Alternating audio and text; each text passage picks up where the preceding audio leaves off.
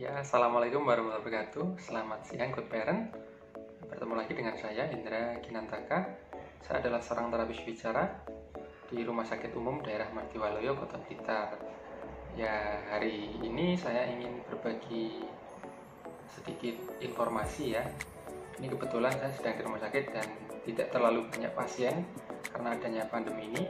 Jadi ingin membuat video yang mungkin bisa bermanfaat dan memberikan informasi kepada good parent semuanya.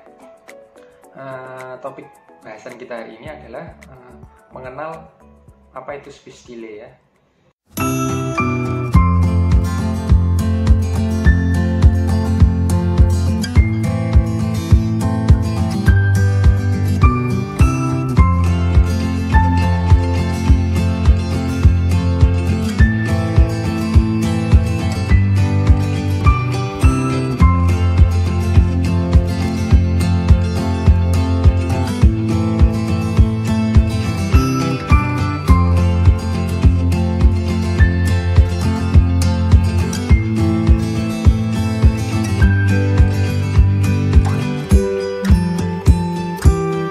Banyak sekali orang tua yang bertanya dan kadang datang berkonsultasi itu mengeluhkan anaknya terlambat bicara. Jadi terlambat bicara itu kan sebenarnya hanya ini ya, gejala yang tampak ya, bukan suatu diagnosa tapi gejala yang tampak. Nah, terlambat bicara ini kan harus juga kita observasi, harus kita cari penyebabnya. Apakah memang cuma terlambat bicara normal ya, yang kurang terstimulasi saja, atau terlambat bicara yang dikarenakan suatu gangguan atau problem tertentu ya. Sebelum kita masuk ke pembahasan speech delay, orang tua wajib tahu ya perkembangan bicara pada anak normal ya.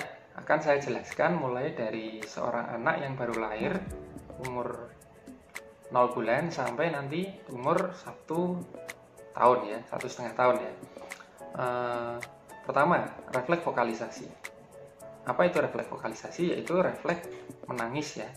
Refleks ini biasanya dilalui pada anak normalnya 0 sampai 1,5 bulan.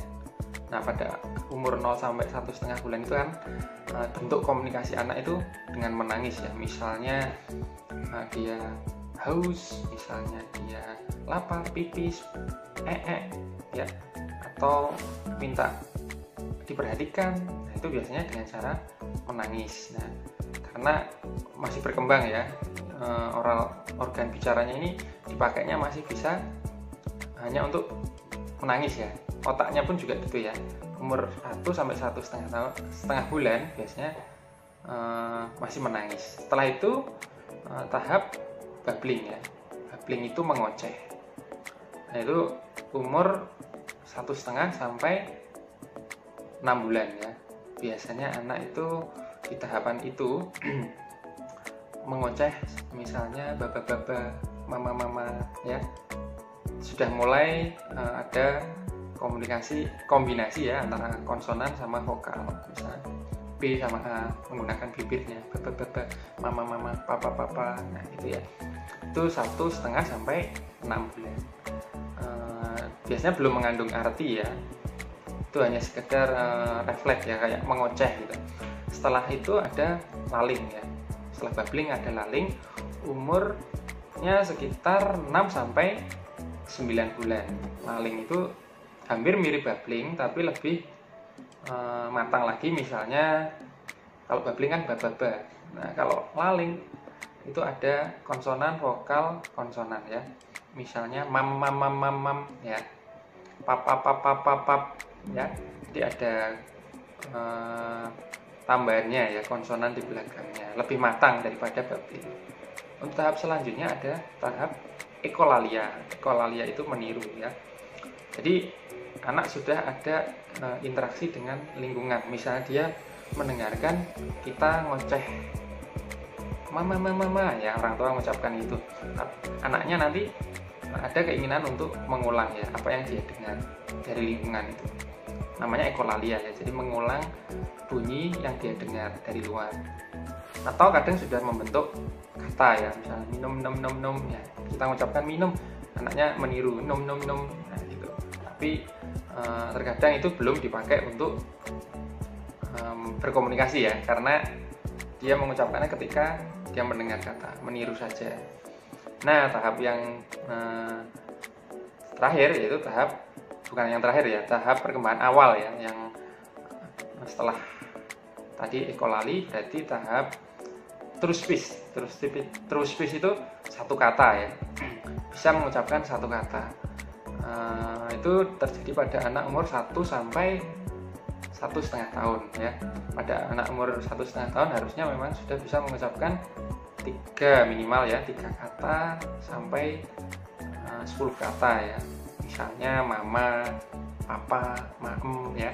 Yang mengucapkannya itu juga memang mengandung arti. Misalnya dia mengucapkan mama, itu manggil mamanya.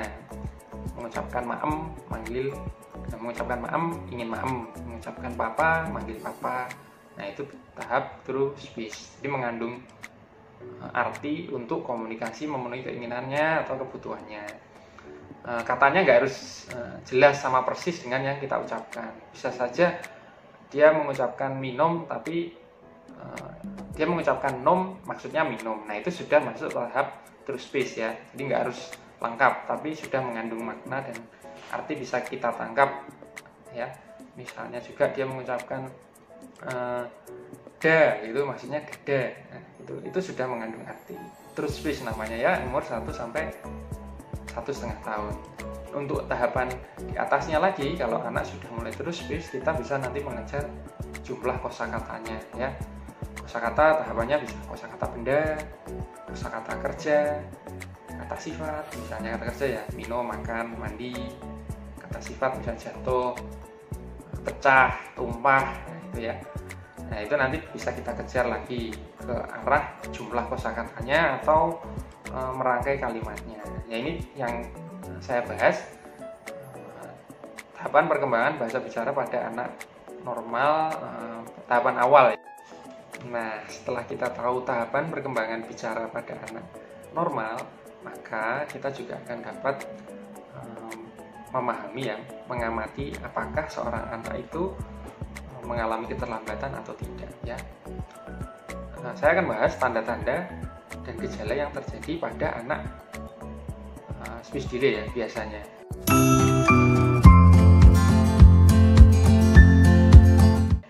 Biasanya anak speech delay di umur 2 tahun dia belum bisa mengucapkan kata tertentu ya, masih ngoceh-ngoceh saja, mama, papa, nah gitu ya.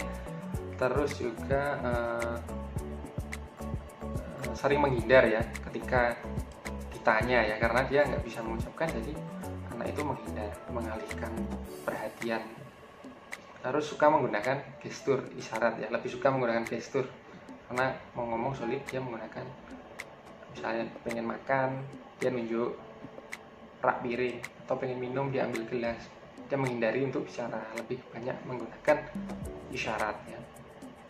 Nah, kadang juga bisa disertai dengan tantrum ya, marah karena keinginannya tidak dituruti. Dia sulit mengkomunikasikannya. Dia bisa menggunakan misalnya cari cara yang cepat dan mudah agar orang lain memenuhi keinginannya, misalnya menangis atau gulung-gulung, banting dan lain-lain ya. Bisa lebih parah ya kalau tidak cepat nantinya tertangani.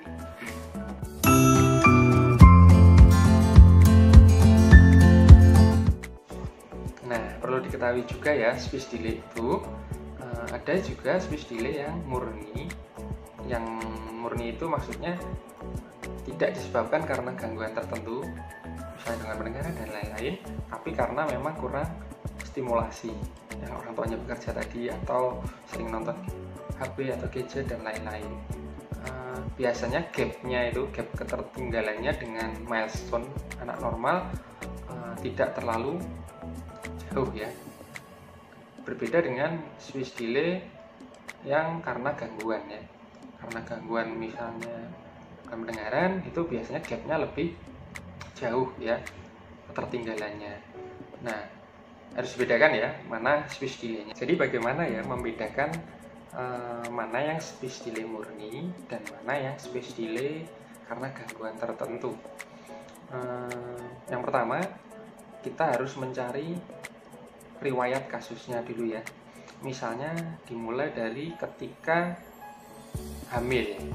Ketika seorang ibu hamil, apakah mengalami suatu kejadian mungkin yang menyebabkan nanti bisa menyebabkan keterlambatan pada anak ya. Misalnya ada yang hamil terkena campak rubella, itu ada kemungkinan misalnya nanti gangguan pendengaran atau perdarahan dan lain. Kalau speech delay biasanya tidak ada masalah yang murni ya, tidak ada masalah pada proses kehamilannya.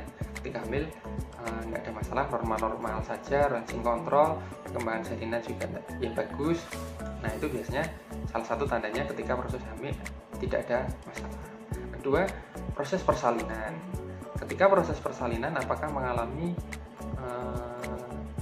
kendala ya, misalnya proses persalinannya terlilit tarik pusar sehingga lama, bayinya tidak langsung menangis, nah itu proses kelahiran ya. Atau bayinya kecil, prematur, yaitu ya salah satunya kurang oksigen, biru, itu bisa saja kalau mengalami masa itu tadi menyebabkan keterlambatan pada perkembangan, salah satunya perkembangan bicara. Atau setelah kelahiran banyak ya, banyak faktornya. Mungkin kalau speech delay murni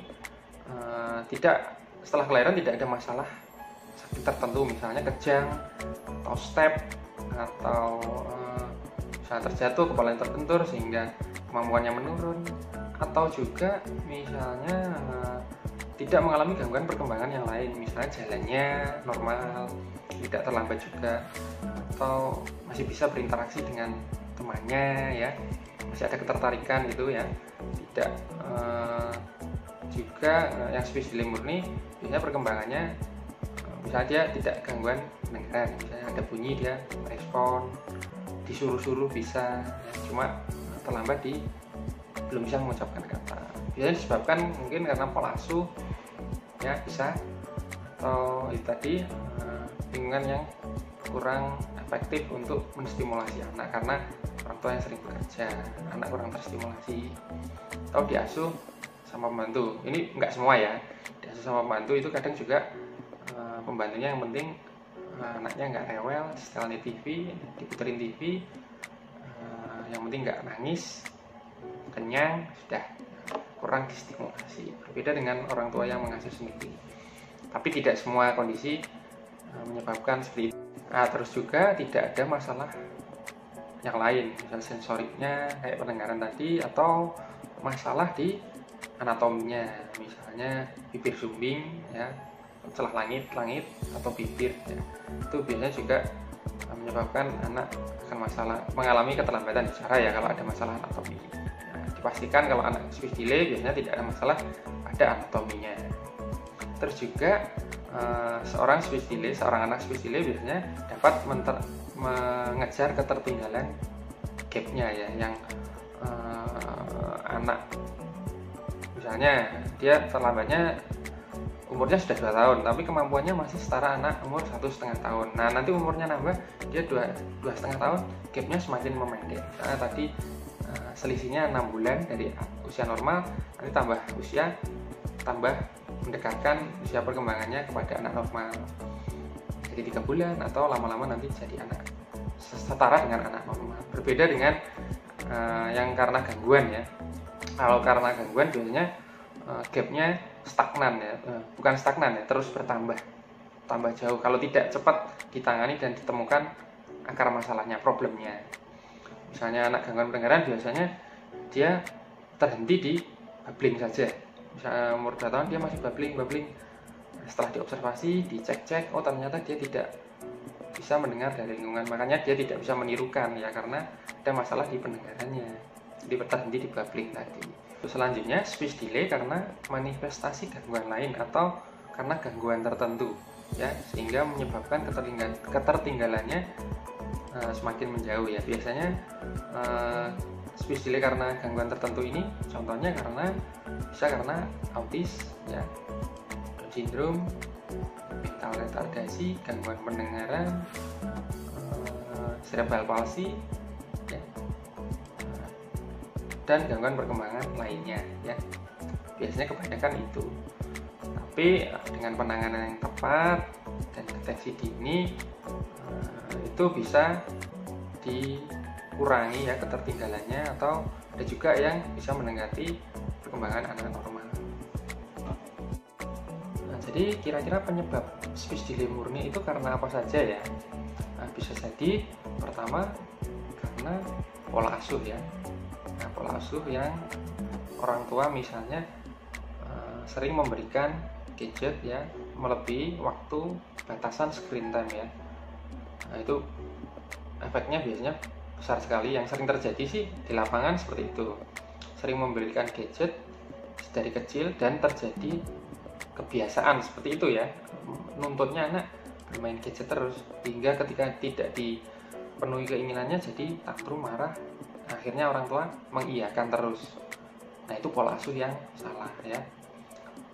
Atau juga orang tua yang bekerja. Sebenarnya orang tua bekerja ini tidak selalu ya, ini cuma beberapa aja. Misalnya kerja diasuh pembantu kurang terstimulasi, itu bisa jadi. Atau lingkungan yang sepi ya, lingkungan yang sepi biasanya juga pengaruh ya. Dia tinggal di pinggir jalan besar, jalan raya, jalan keluar, di dalam rumah saja, itu bisa juga menyebabkan keterlambatan pada anak. Tapi sebenarnya bisa disiasati dengan orang tua yang aktif memberikan stimulasi ya. Bisa juga bilingual ya. Bilingual ini kadang menjadi penyebab juga. Misalnya anak belum matang bahasa ibunya, bahasa sehari-harinya, tapi sudah diajari bahasa yang lain. Jadi dia mengalami kebingungan bahasa. Untuk beberapa anak yang mungkin intelijensinya bagus atau perkembangan bahasa ibunya sudah bagus dulu, diajari bilingual, oke-oke saja. Tapi kalau dia masih bingung menggunakan bahasa ibu, kami sarankan sebaiknya ajarkan dulu bahasa ibunya secara lancar, bagus, baru kita kenalkan bahasa lain ya. Agar anak nanti tidak bingung menggunakan bahasa itu untuk komunikasi sehari-hari. Yang penting komunikasi sehari-hari bagus dulu.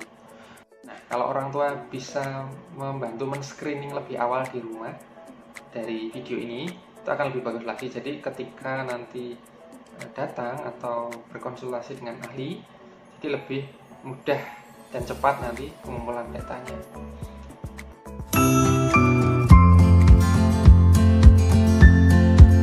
Untuk selanjutnya saya akan menjelaskan apa ya yang bisa kita lakukan untuk memberikan stimulasi pada anak yang mengalami speech delay.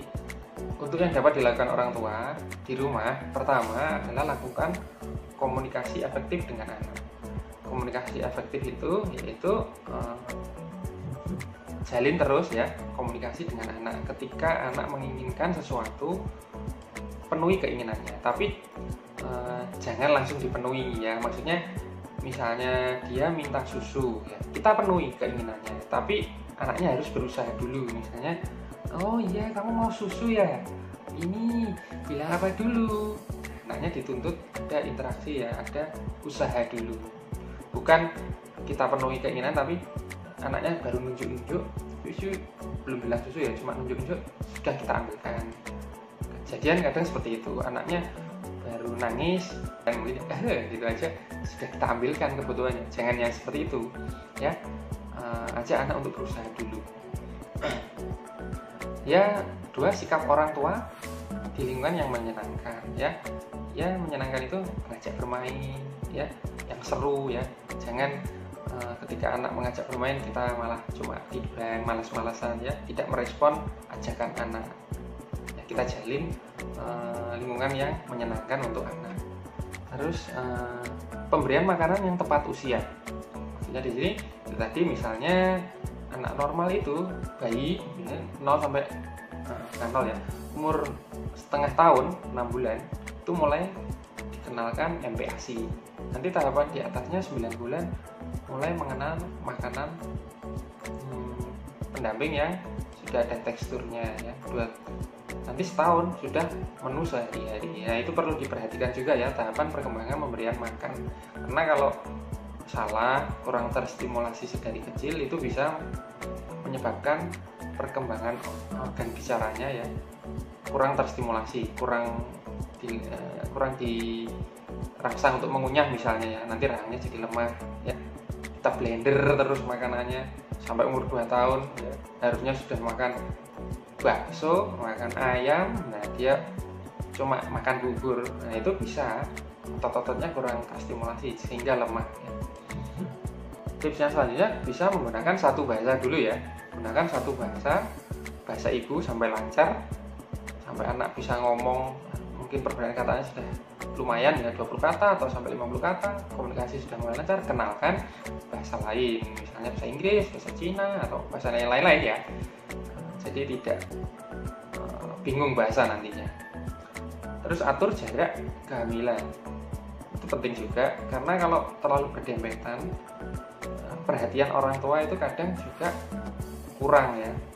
Misalnya anak adiknya, kakaknya baru umur 1 tahun sudah punya adik bayi, nah bisa jadi juga kakaknya itu yang umur 1 tahun kurang dapat perhatian oleh orang tuanya, sehingga yang lebih kecil kebutuhannya lebih banyak. Sebenarnya kebutuhan untuk berinteraksi lebih penting kakaknya, tapi orang tua kadang sudah capek memenuhi kebutuhan anaknya yang kecil ya, sudah energinya sudah habis ke situ untuk mengasuh, untuk merawat, sehingga energi untuk membantu anak berinteraksi lebih sedikit, waktunya kurang ya. Terus batasi penggunaan gadget. Batasi penggunaan gadget ini penting sekali ya. Kalau bisa sih sebelum 2 tahun jangan dikasih dulu.